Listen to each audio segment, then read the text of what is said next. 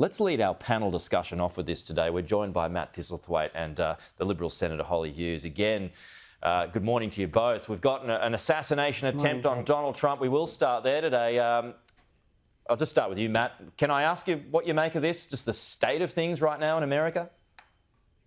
Well, it's a shocking development. Obviously, our concern is for the safety of former President Trump and anyone else that was with him. And thankfully, it appears that no one has been injured or harmed. That's the foremost concern that we obviously have. But secondly, there is a lot of tension in the United States at the moment associated with the upcoming presidential election. And in democracies, we make these decisions through the ballot box, not through the use of violence and intimidation. And this is a shocking development.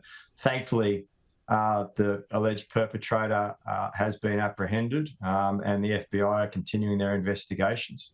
All right, we've got Kamala Harris, who's just tweeted moments ago now, "I've been briefed on reports of gunshots fired near former President Trump and his property in Florida. I am glad he is safe. Violence has no place in America." Holly Hughes, your thoughts on these developments over the past hour or two?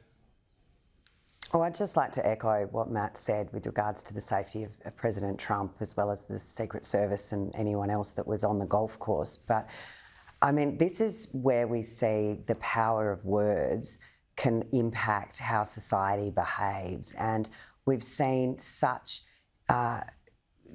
just reckless rhetoric coming from the Democrats referring to President Trump as Hitler, as a danger to democracy.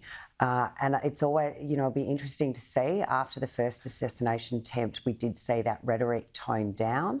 And of course, it's dialed back up again, whether or not there will be a shift, because as Matt says, there's a lot of tension over there at the moment, and that's got to be in some way attempted to be taken out of it.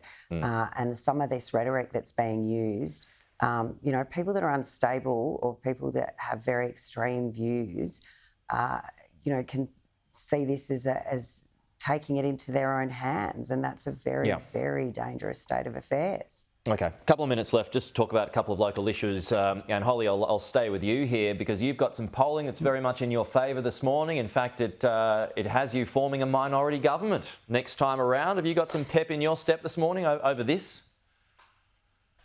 Dale, I've always got pep in my step when I come to Canberra and walk to Parliament House at 7:30 in the morning to see you. There's no reason I wouldn't have pep in my step at any time.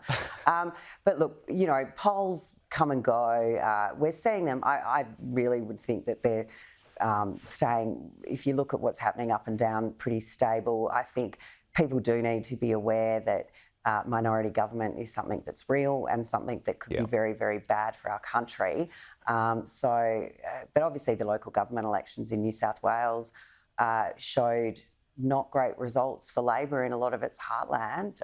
Clearly, we didn't have what would have been a great representation with so many Liberals missing from ballot papers. But in areas where Liberals were on the ballot paper, like in the federal seats of Parramatta and Bennelong, the cricket bats were sort of getting warmed up.